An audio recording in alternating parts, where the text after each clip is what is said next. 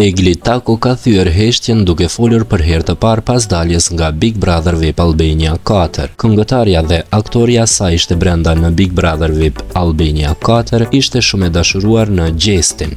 Ajo madje nuk arriti ta kontrollonte veten në shumë raste anipse nuk mori ndonjë sinjal nga Gjesti që edhe ai e don njëjtë sikurse kjo. Në reagimin e saj, Egli tregon për gjendjen e saj shëndetësore dhe ndër të tjera ajo komenton edhe për Gjestin. Ndiqeni se çfarë shkruan Egli.